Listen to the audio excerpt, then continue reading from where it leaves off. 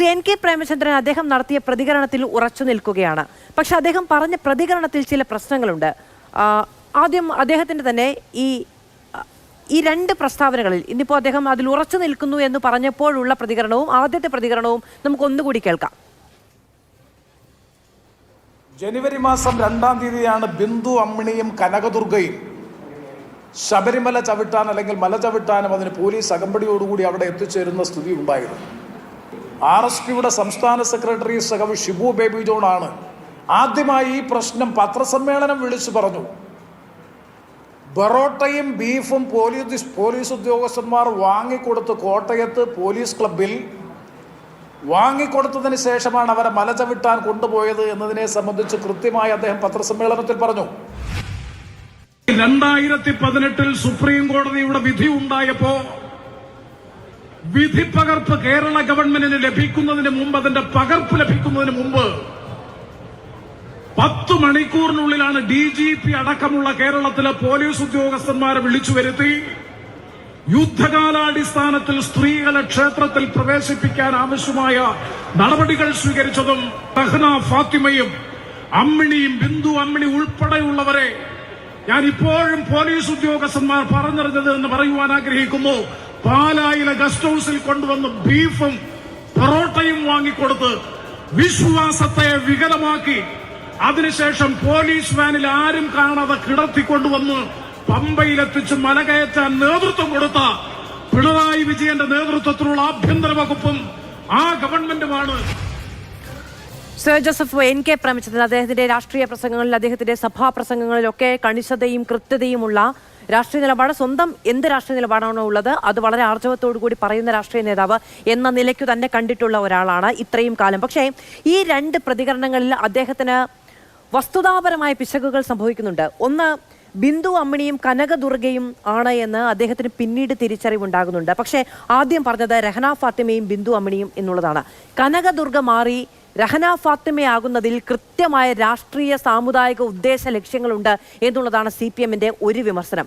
രണ്ടാമത്തേത്, ഈ സംഭവം നടക്കുന്നത്, ഈ ബീഫും പൊറോട്ടയുമേ അത് നടക്കുന്നത് കോട്ടയം പോലീസ് ക്ലബിലാണ് എന്നുള്ളതാണ് അദ്ദേഹം ഇപ്പോൾ ഏറ്റവും പുതുതായി നടത്തുന്ന പ്രതികരണത്തിലുള്ളത്. അന്ന് നടത്തിയത് പാലായിലെ ഗസ്റ്റ് ഹൗസിൽ എന്നുള്ളതാണ്.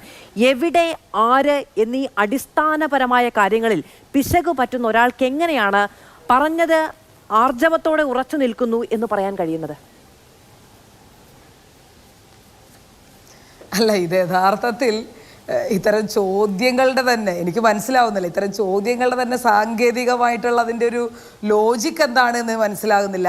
നമുക്കൊക്കെ അറിയാവുന്നത് പോലെ ഇതുമായി ബന്ധപ്പെട്ട കൃത്യമായിട്ടുള്ള വിഷയങ്ങൾ എന്താണ് എന്ന് എനിക്കും നിങ്ങൾക്കും ഈ ചർച്ചയിൽ പങ്കെടുക്കുന്ന എല്ലാവർക്കും അറിയാം. എന്തുകൊണ്ടാണ് CPMന് ഇപ്പോൾ ഹാലളകുന്നതെന്നും പിന്നെ ഒരു സമയത്ത് അയ്യപ്പ ഈ ആചാര സംരക്ഷണം എന്നൊക്കെ പറഞ്ഞു പോയിരുന്ന ആളുകൾ, അല്ലെങ്കിൽ അതിനെതിരായി നിന്നിരുന്ന ആളുകൾ ഇപ്പോൾ ആചാര സംരക്ഷണത്തിന് വേണ്ടി നിൽക്കുന്നത് എന്താണെന്നൊക്കെ നമുക്ക് മനസ്സിലാവുന്ന കാര്യമാണ്. ഇത് ശ്രീ പ്രേമചന്ദ്രൻ MP-യുടെ സഭാപ്രസംഗങ്ങൾ ഉൾപ്പെടെ നിങ്ങളൊക്കെ കേട്ടിട്ടുള്ള ആളാണ്. അദ്ദേഹം വളരെ കണിശതയോടുകൂടെ നേരത്തെ മാധു പറഞ്ഞതുപോലെ സംസാരിക്കുന്ന ഒരാളാണ്. അക്കാര്യത്തിലൊന്നും നമുക്ക് സംശയമില്ല. കാരണം ഇതിൽ ഞാൻ പറയുന്നത് വ്യക്തിപരമായി മാറിപ്പോയതോ അല്ലെങ്കിൽ അങ്ങോട്ടും ഇങ്ങോട്ടും നിങ്ങൾ അത് ചികഞ്ഞു പോകുന്നതിനപ്പുറത്തേക്ക് ഈ വിഷയത്തിൽ CPMന്റെ ഇരട്ടത്താപ്പിനെ പഠിക്കാനല്ലേ നമ്മൾ മനസ്സിലാക്കേണ്ടത്. ഇപ്പൊ നേരത്തെ ശ്രീ മനസ്സിലാക്കേണ്ടത് എന്നുള്ളത് ഇപ്പൊ CPMന്റെയോ കോൺഗ്രസിന്റെയോ BJPയുടെയോ ഏതെങ്കിലും ഒരു രാഷ്ട്രീയ പാർട്ടിയുടെ ഒരു വിഷയത്തിലുള്ള താല്പര്യപ്രകാരം നമുക്ക് എടുത്തു വെക്കാൻ കഴിയില്ല. നിങ്ങൾ എന്താണ് മനസ്സിലാക്കുന്നത് ഏത് സ്വാഭാവികമായും അങ്ങേക്ക് പറയാം, കാരണം അങ്ങ് ആ രാഷ്ട്രീയം പറയാൻ വന്ന ഒരാളാണ്. പക്ഷെ നമുക്ക് അത് പൂർണ്ണമായി മനസ്സിലാക്കാൻ കഴിയില്ല. കാരണം നമ്മൾ ചോദിക്കുകയും പറയുകയും വ്യത്യസ്തമായ അഭിപ്രായം പങ്കുവെക്കുകയും ചെയ്യുന്നവരാണ്. ഇതിൽ സാങ്കേതികമായ ലോജിക്ക് എന്താണ് എന്നങ്ങ് ചോദിക്കുന്നു. ലോജിക്ക് നഷ്ടപ്പെടുന്ന ആർക്കാണ്? എവിടെ, ആര് എന്നുള്ളത് ഒരു കാര്യം നമ്മൾ പറയുമ്പോൾ വളരെ കൃത്യമായി ഉത്തമ ബോധ്യത്തോടു കൂടി പറയേണ്ടതാണ്. എവിടെ എന്നതിലും ആര് എന്നതിലും തെറ്റ് പറ്റുമ്പോൾ ആ ചോദ്യം ചോദിക്കുന്നതിനാണോ അതോ ആ പറഞ്ഞതിനാണോ ലോജിക്കില്ലാതെ പോകുന്നത്? അല്ല, അങ്ങനെയാണെങ്കിൽ ആദ്യം പരിശോധിക്കപ്പെടേണ്ടത് CPM മുന്നോട്ട് വെക്കുന്ന ലോജിക്കല്ലേ മാധു? ഒന്ന് ചിന്തിച്ചു നോക്കണം. ഈ 2019 ഈ പറയുന്ന സ്ത്രീകൾ ആചാര സംരക്ഷണത്തിന് യാതൊരു വിലയും കൽപ്പിക്കാതെ ആചാരം എന്നുള്ളത് പോലും തൂത്തെറിഞ്ഞുകൊണ്ട് നേരത്തെ ശ്രീ പ്രേമചന്ദ്രൻ MP പറഞ്ഞത് തന്നെ ഞാൻ വീണ്ടും ആവർത്തിക്കുന്നു. കാരണം ഈ പറയുന്ന സുപ്രീം കോടതിയുടെ ഉത്തരവ് കൈപ്പറ്റുന്നതിന് മുൻപ് തന്നെ യുദ്ധകാലാടിസ്ഥാനത്തിൽ ആ വാക്ക് തന്നെ ഉപയോഗിക്കണം. അന്ന് ഇതിനൊക്കെ വേണ്ടി ഹാലിളകിപ്പോയിരുന്ന CPM എന്തിനാണ് അതേ പമ്പ പമ്പയിൽ അതേ പമ്പാ തീരത്ത് വെച്ച് വീണ്ടും ആഗോള അയ്യപ്പ സംഗമം നടക്കുന്നതിന്റെ ലോജിക്ക് എനിക്കൊന്ന് പറഞ്ഞു തരണം. അതിന്റെ ലോജിക്കാണ് നമുക്ക് ആദ്യം ആഗോള അയ്യപ്പ സംഗമം വിഷയമായിരുന്നു കുറച്ചധികം ദിവസം സ്വയ ജോസഫ്. ആ സമയത്ത് കോൺഗ്രസിന്റെ പാനലിസ്റ്റുകളൊക്കെ വന്നിട്ട് ഈ പറഞ്ഞ ഇരട്ടത്താപ്പും മറ്റു കാര്യങ്ങളും ഒക്കെ പറയുന്നുണ്ടായിരുന്നു. അപ്പൊ നമ്മളത് ചർച്ച ചെയ്തിട്ടുണ്ട്. ഈ വിഷയത്തിൽ ഈ ദിവസം അത് ഉന്നയിക്കാൻ പാടില്ല എന്ന് ഞാൻ പറയുന്നില്ല. പക്ഷെ ആദ്യം CPM-ന്റെ ഇരട്ടത്താപ്പല്ലേ നമ്മളൊക്കെ ചർച്ച ചെയ്യേണ്ടത് എന്ന് ചോദിക്കുന്നത് അല്ല, ഒരു നിമിഷം. ആദ്യം CPM-ന്റെ ലോജിക്കില്ലായ്മയല്ലേ ചർച്ച ചെയ്യേണ്ടത് എന്ന് ചോദിക്കുമ്പോൾ അതൊരു വല്ലാത്ത പ്രിവിലേജ് എടുക്കലാണ്. ആദ്യം ഏതാണ് ചർച്ച ചെയ്യേണ്ടത് എന്നുള്ളത് ഒരു രാഷ്ട്രീയ പാർട്ടിയുടെ ഇംഗിതവും താല്പര്യവും അനുസരിച്ച് നിർണ്ണയിക്കപ്പെടുന്നതല്ല. ഇവിടെ ഇപ്പോൾ ഈ വിഷയമാണ് എന്നുള്ളത് നമ്മൾ ഇതിന്റെ തലക്കെട്ടിൽ നമ്മൾ രാഷ്ട്രീയ പാർട്ടികളുടെ പാനലിസ്റ്റുകളെ ചോദിക്കുന്ന സമയത്തെല്ലാം വ്യക്തമാക്കിയതാണ്. അപ്പോൾ ആഗോള അയ്യപ്പ സംഗമം നടത്തിയ രാഷ്ട്രീയ ഇരട്ടത്താപ്പ് ചർച്ച ചെയ്തതിന് ശേഷമേ ഇന്നിപ്പോൾ ഉന്നയിക്കപ്പെട്ട ആരോപണത്തിന്റെ കാര്യങ്ങൾ ചർച്ച ചെയ്യാൻ പാടുള്ളൂ. അതല്ലേ ലോജിക്ക് എന്ന് ചോദിക്കുന്നത് ഞങ്ങൾ എന്തോ പ്രത്യേക പ്രിവിലേജ് ഉള്ളവരാണ്, ഞങ്ങൾ ചോദ്യം ചോദിക്കാനുള്ളവരാണ്, ഞങ്ങൾ ഉത്തരം പറയാൻ ബാധ്യതപ്പെട്ടവരല്ല എന്ന പ്രതിപക്ഷത്തിന്റെ ഒരു വലിയ ബോധ്യത്തിൽ നിന്നാണ്. ഒരിക്കലല്ല. എനിക്ക് നിങ്ങൾ ഈ പറയുന്നത് പോലെ ശ്രീ പ്രേമചന്ദ്രൻ പറഞ്ഞതിൽ എന്ത് ലോജിക്കില്ലായ്മയാണ് എന്നുള്ളത് എനിക്ക് തിരിച്ചറിയാൻ കഴിഞ്ഞിട്ടില്ല. അതുകൊണ്ടാണ് ഞാൻ പറയുന്നത് അദ്ദേഹം ആദ്യം പറഞ്ഞതും രണ്ടാമത് പറഞ്ഞതും ഒരേ പ്രസ്താവന തന്നെയാണ്. അതിൽ അദ്ദേഹം ഉറച്ചു നിൽക്കുന്നു. അക്കാര്യത്തിൽ അദ്ദേഹത്തിന് യാതൊരു നിലപാട് മാറ്റവും അദ്ദേഹം പറഞ്ഞില്ല. അങ്ങേക്ക് അതിലൊരു ആശയപ്രശ്നം ഉണ്ടാകരുത് എന്നുള്ളത് കൊണ്ടാണ് പ്രേക്ഷകർക്കും ഞാൻ ആ പ്രതികരണം ആവർത്തിച്ച് കേൾപ്പിച്ചതിന് ശേഷം അങ്ങയിലേക്ക് വന്നത്. ഒന്നിൽ പറയുന്നത് ബിന്ദു അമ്മിണിയും കനകദുർഗയും എന്നാണ്. ആദ്യത്തേതിൽ പറയുന്നത് രഹന ഫാത്തിമയും ബിന്ദു അമ്മിണിയും എന്നുള്ളതാണ്. ബിന്ദു അമ്മിണിയുടെ ഇന്നത്തെ പ്രതികരണത്തിൽ ഞാൻ രഹന ഫാത്തിമയ്ക്കൊപ്പം പോയിട്ടില്ല എന്ന് പറയുന്നുണ്ട്. ഈ രണ്ടുപേരെ കോട്ടയം പോലീസ് ക്ലബ്ബിൽ നിന്ന് ബീഫും പൊറോട്ടയും വാങ്ങിക്കൊടുത്തിട്ട് എന്നുള്ളതാണ് ഇപ്പോഴത്തെ പ്രതികരണം. നേരത്തെ പറഞ്ഞത് ഈ രണ്ടുപേരെ പാലായിലെ ഗസ്റ്റ് ഹൗസിൽ നിന്ന് വാങ്ങിക്കൊടുത്തിട്ടാണ് എന്നുള്ളതാണ്. അപ്പോൾ അദ്ദേഹത്തിനോട് ആരോ പറഞ്ഞ കാര്യങ്ങൾ അദ്ദേഹം വിശ്വസിച്ചിട്ടാണ് എന്ന് പറയുക എന്ന് വിചാരിക്കുക. അപ്പോൾ പോലും പറയുന്നതിലൊരു സ്ഥിരത വേണമല്ലോ. സ്ഥിരതയില്ലാത്ത ആരോപണങ്ങൾ ജനം ഏറ്റെടുക്കുന്നത് എങ്ങനെയാണ്? അല്ല, ഇത്തരത്തിൽ ഇത് വാസ്തവത്തിൽ ഇപ്പൊ ഈ പറയുന്നത് പോലെ ആരാണ് മല കയറിയത് എന്നുള്ളതിനെ പറ്റി കൃത്യമായ ധാരണ പൊതുവിടത്തിൽ നിൽക്കുന്നുണ്ടല്ലോ.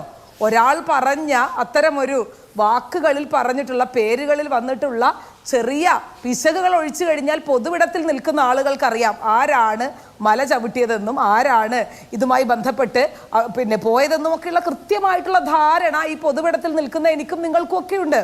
ഇപ്പൊ പത്രസമ്മേളനത്തിൽ വിളിച്ച് അദ്ദേഹം പറയുമ്പോൾ തീർച്ചയായും ഇദ്ദേഹമല്ല എന്ന് പറഞ്ഞ് തിരുത്താനുള്ള ഔചിത്യമൊക്കെ നമുക്കുണ്ടായിരുന്നല്ലോ. അദ്ദേഹം തിരുത്തുമായിരുന്നല്ലോ. അപ്പൊ അത്തരത്തിൽ തിരുത്തപ്പെടാനുള്ള സാഹചര്യങ്ങൾ അല്ലെങ്കിൽ സാധ്യതകൾ അവിടെ ഉണ്ടായിരുന്നല്ലോ. അപ്പൊ അത്തരത്തിൽ ഈ പറയുന്നത് പോലെ ആ വിഷയത്തിന്റെ ആ മെറിറ്റിനപ്പുറത്തേക്ക് ഈ പറഞ്ഞു വെക്കുന്ന ഒരു വാദത്തിനപ്പുറത്തേക്ക് കേരളത്തിൽ ചർച്ചയാവേണ്ടത് വളരെ കൃത്യമായി ഇടതുപക്ഷം ആഗോള അയ്യപ്പ സംഗമമൊക്കെ നടത്തി ഇങ്ങനെ നിൽക്കുന്ന സമയത്ത് വീണ്ടും ഈ പറയുന്ന സ്ത്രീകളുടെ ശബരിമല പ്രവേശനവുമായി ബന്ധപ്പെട്ട വിഷയങ്ങൾ ചർച്ചയാകേണ്ടതുണ്ട് എന്നുള്ള പേടിയിൽ നിന്ന് തന്നെയാണ് ഇത്തരം അല്ലെങ്കിൽ ഈ പറയുന്ന ഞാൻ പറഞ്ഞില്ല അദ്ദേഹം പറഞ്ഞിട്ടുള്ള അപ്പോഴും ഞാൻ അങ്ങോട്ട് ആവർത്തിച്ച് പറഞ്ഞു ഈ ചർച്ചയിൽ ഇത് മൂന്നാമത്തെ തവണയാണ്. കേരളത്തിൽ ചർച്ചയാവേണ്ടത് എന്താണ്, നമ്മൾ ചർച്ചയാവേണ്ടത് എന്താണ്, നമ്മൾ കാണുന്നത് എങ്ങനെയാണ് എന്ന് ഉത്തമ വിശ്വാസത്തോട് അങ്ങനെയല്ല മുഴുവൻ ആളുകൾക്ക് വളരെ കൃത്യമായിട്ട് അറിയാം. വളരെ കൃത്യമായി അങ്ങനെയാണെങ്കിൽ പോലും അതിൽ പിശകുണ്ട്. സോയ ജോസഫ് ഞാൻ അങ്ങോട്ട് ആവർത്തിച്ച് പറയാൻ അത് ബാധ്യതപ്പെടുക കൂടിയാണ്. ഇപ്പോൾ ഇത്രയും സ്വന്തം പ്രസ്താവന അതും അദ്ദേഹത്തിന് ഉത്തരവാദിത്തമായിരുന്നു. അത് മാധ്യമപ്രവർത്തകരുടെ ഉത്തരവാദിത്തമല്ല. സ്വന്തം പ്രതികരണം നാട്ടിൽ ഇത്രയും വലിയ വിവാദമാവുകയും അതിലൊരു ക്ലാരിറ്റി നൽകാൻ വേണ്ടി മറ്റൊരു വാർത്താ സമ്മേളനം നടത്തി വിളിക്കുകയും ചെയ്യുന്ന സമയത്ത് ഒരു 100 ആവർത്തി പോട്ടെ, രണ്ടാവർത്തി സ്വന്തം പ്രതികരണം അദ്ദേഹം കേട്ടിട്ടുണ്ടാകണം. അപ്പോൾ ഈ എല്ലാ ജനങ്ങൾക്കും അറിയാവുന്നതല്ലേ കൃത്യമായി എന്ന് അങ്ങ് ചോദിക്കുന്നത് പോലെ അയ്യോ അന്ന് ഞാനൊന്ന് പറയട്ടെ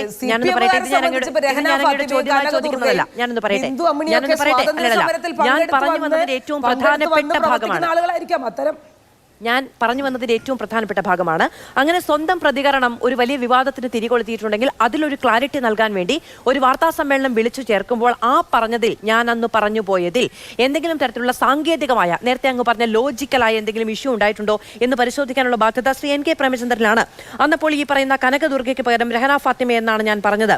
ഈ പാലായിലെ കോട്ടയത്തെ പോലീസ് ക്ലബിന് പകരം പാലായിലെ ഗസ്റ്റ് ഹൗസ് ആണ് എന്നാണ് ഞാൻ പറഞ്ഞത് എന്നുള്ള വ്യത്യാസം ഒറ്റ തവണ കേൾക്കുമ്പോൾ എനിക്കടക്കം അങ്ങ് പറഞ്ഞതുപോലെ നമുക്ക് എല്ലാവർക്കും മനസ്സിലാകുന്ന തരത്തിലുള്ള വ്യത്യാസം അദ്ദേഹത്തിന് തിരിച്ചറിയാൻ കഴിഞ്ഞില്ല എങ്കിൽ മാധ്യമപ്രവർത്തകർ ആവശ്യപ്പെട്ടതിന് ശേഷമല്ല തിരുത്തുവേണ്ടത് എന്ന് ഞാൻ വിചാരിക്കുന്നു.